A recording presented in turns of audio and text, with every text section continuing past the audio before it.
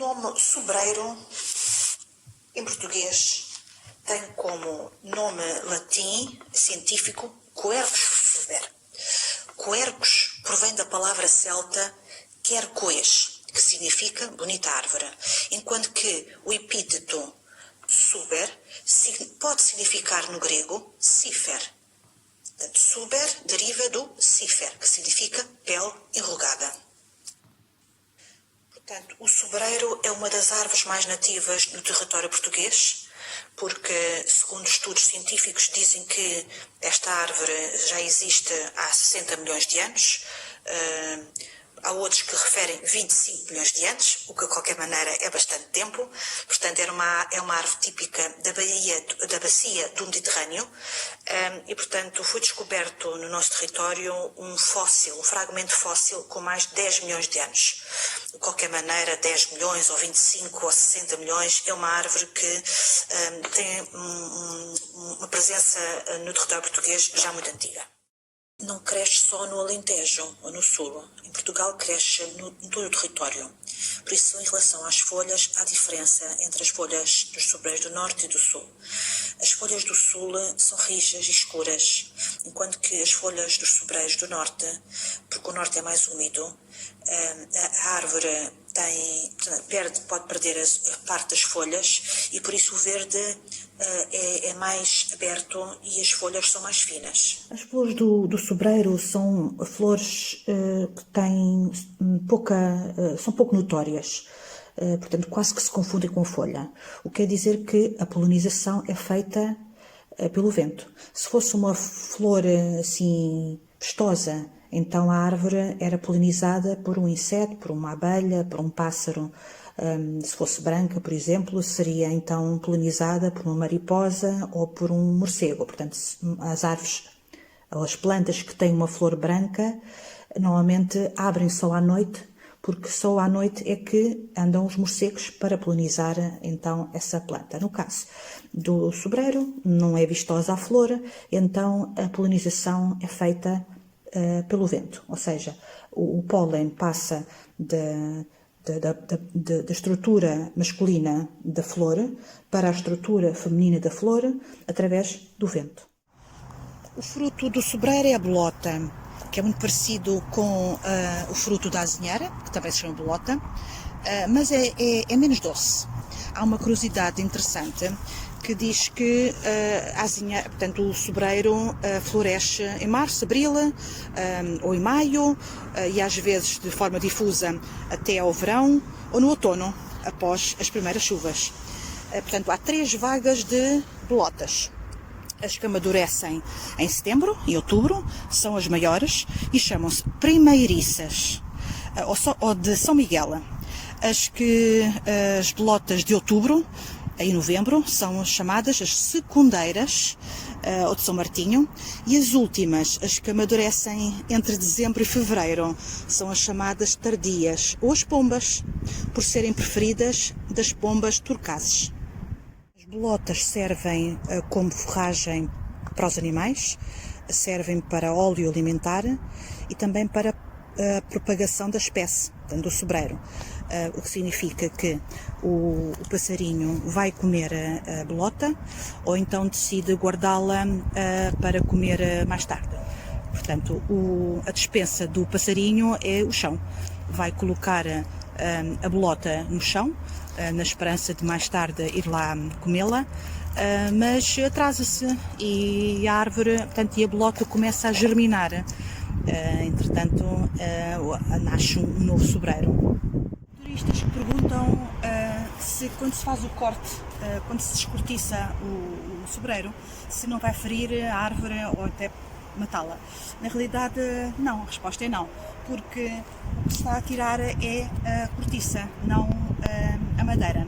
Portanto, a cortiça cresce em 9 anos e, portanto, fica com uma espessura assim, mais ou menos do género, o que quer dizer que quando se faz o corte, quando tem que ser profissionais que utilizam um machado próprio para fazer o corte, tem que ter o cuidado de não chegar à madeira.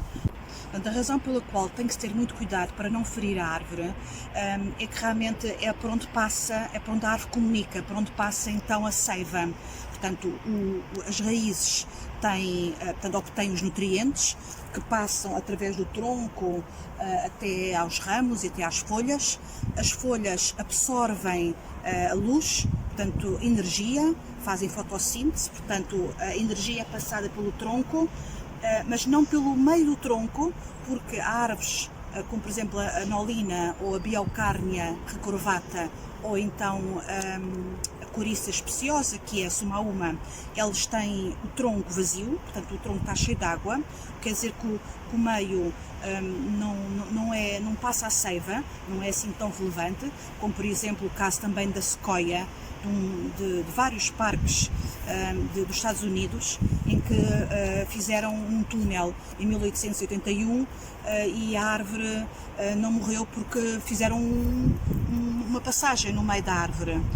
Portanto, a árvore morreu sim nos anos 60, 1960, mas devido a uma tempestade de inverno. Portanto, a árvore pode estar vazia no meio, a árvore não morre por ter água no meio do tronco, mas o que é fundamental é o perímetro do tronco.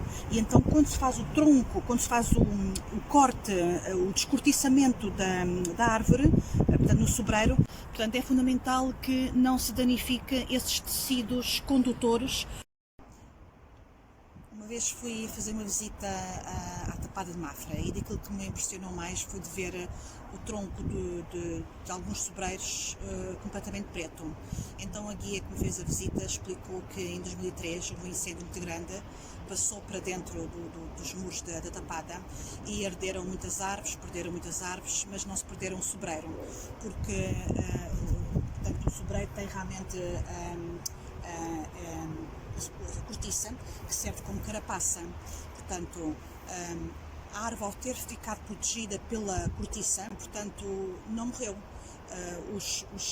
As raízes não ficaram totalmente queimadas, os ramos, as folhas, os frutos desapareceram com o incêndio, mas o coração, entre aspas, da árvore, exatamente a zona da árvore onde passa a seiva, onde passam os nutrientes, onde passa a energia de cima para baixo, ficou intacta. Portanto, o sobreiro protege a árvore porque tem esta camada de esponjosa de cortiça, é impermeável à água, daí haverem os chapéus de chuva feitos de cortiça, o que impressiona sempre os turistas, porque acham que não é possível e não conseguem imaginar um chapéu de chuva feito de cortiça. Mas de facto é super eficaz, não passa nada, não passa água. Também serve para isolar as paredes, o chão, portanto, para revestir as casas, para isolar as casas do ruído, do frio, do calor. Há os púcaros também no Alentejo, que serve exatamente como garrafa térmica, onde o que está quente, uma sopa que os agricultores levavam para o campo, mantinha-se quente.